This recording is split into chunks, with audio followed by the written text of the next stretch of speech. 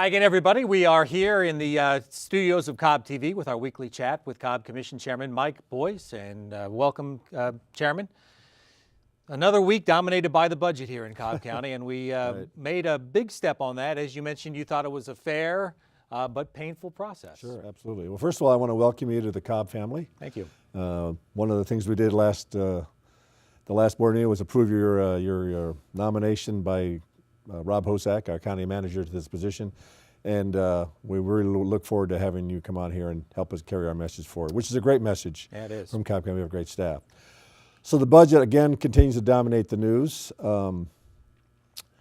It's basically a continuation budget reflecting the millage rate we passed in July, although with a couple of exclusions. We had to cut something out of it because we had a lower millage rate to deal with. And as I explained to one of the commissioners, I had to start somewhere. And one of the tasks that I'm assigned is to write the budget and then have it passed by the board. So there were various options that I looked at, but I think the main factor that drove my decision to exclude or delete the nonprofits from the budget was that I couldn't very well ask us to fund programs outside government responsibilities, all right? Even though some of them, in fact, support our programs. I couldn't ask us to spend money on something outside government when I had challenges inside that I couldn't fund. But I also provided the option, and in October 23rd, these nonprofits are going to be able to come back before the board and present their cases to see if they can argue to justify funding for some of them. Because many of them, in fact, do provide a service to the government that the government should be providing, but they do it more efficiently and more cost effectively than we do as government. So I'm confident that some of those programs will be brought back in. But again, it's a painful process, and when you have lower income, then you have to cut something out of your budget. And unfortunately, the nonprofits were in that category, but I'm trying to find a way to at least ameliorate some of those concerns. I think a lot of people out there may not even know that we gave this money to the nonprofits. Sure, it's over $1 million. Yeah, but as you mentioned, they're out of this budget, but again, have a chance to come back very soon. Well, because of the fact that I took the cost of living allowance out of the budget, we're still trying to deal with the Sewell Mill operations and maintenance funding for that part. There is probably some sweep up money available in the budget that may allow some of these programs to come in. But the bottom line is we can't fund something if we don't have the money for it. And we have a strategic plan. And we have to write our programs and budgets based upon that strategic plan. And we always have the mandated and essential items, but the nonprofits were clearly in the column of desired. Again, we'll have a process to try and get them back in, but I'm not going to make any promises. One thing that struck me is we just got through with this budget process using a lot of one-time only money that won't be available going forward. Correct. So you and the board aren't wasting any time to get to work on next year. No, and we can't because, look, we have a $20 million hole to start with. $10 million of that will be caused, and rightly so, by the pay study. We're going to be increasing the compensation to some of our staff, who's certainly been very patient waiting for that, just to bring them up to the market level in many cases, but not all of them. We have some other issues out there that have to be addressed that we do not simply going to bring in the revenue, even with efficiencies that we're going to find as we go into the process right now. As you know, we brought back the Oversight Committee report. We're looking at every single of the recommendations on that report to find efficiencies in government. We have our internal audit department in the county that's looking for efficiencies, but I'm fairly confident that we're not going to find $20 million in efficiencies. So we're going to have to find some way to address that hole. And because it is going to be a very, very difficult choices, we have to get started much earlier in the process. And I'm working to make this a process that's more inclusive of the commissioners.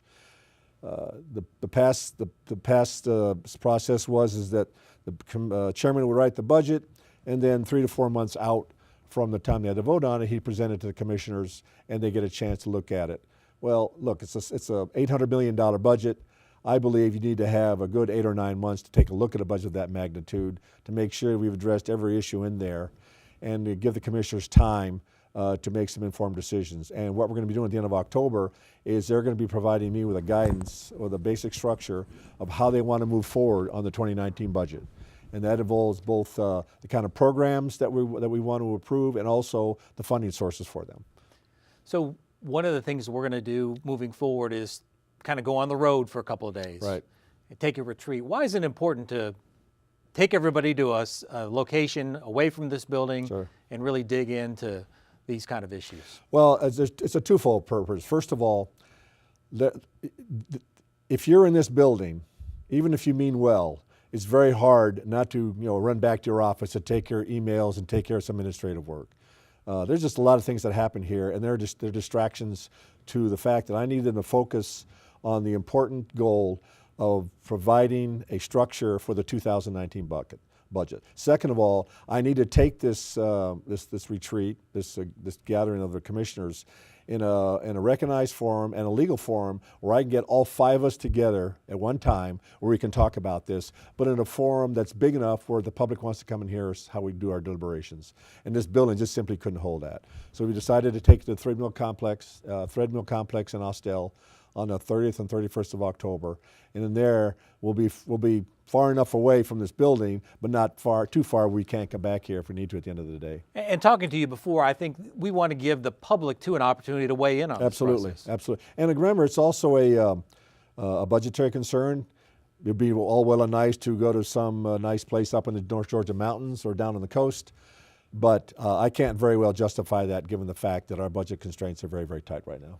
On another topic, parks has always been a big part of your plan moving forward, Right. and we've made some progress on buying some parkland. Yes. Well, as you know, I campaign on funding the 2008 Parks Bond, and by the nature of the language in the Parks Bond, we were allowed to ask for $27 million through a bond source. The challenge I'm having is twofold. First of all, we have an extremely careful due diligence process, and because this is the taxpayers' money. And the problem I'm having right now is I have $27 million that I can purchase parklands, but the economy has recovered so well that I'm having a difficult time finding a property that will meet the guidelines that were fixed by law that allow us to buy the land. We can only pay to the appraised value of the land. And we have our first successful contractual approval this week at the last board meeting where the Kemp property is going to be purchased. It's going to be a magnificent tract of land. And I can tell you right now that there are other tracts of land out there that we're in the process of finishing our due diligence on. But I'm still going to have funds left over from the list that we have right now. So we're going to be diving back into that original list of about 160 nominated properties to eventually spend the $27 million. Because I have to spend the money. I can't just leave it sit there.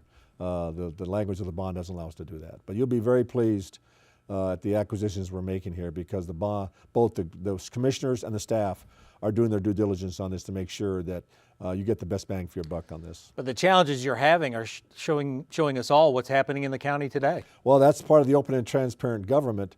It's all well and easy to say that. The challenge we have today is that people today get their information from so many different sources.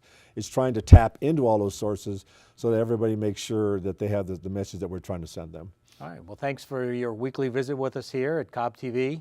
And I know the chairman's got a little trip, so may not be next week, but we encourage you to subscribe to our YouTube channel, Facebook page, and Twitter as well, because there's going to be a lot of information coming out in the coming weeks, and we want to keep everybody informed. Thanks for joining us, though, this week. Thanks, Ross.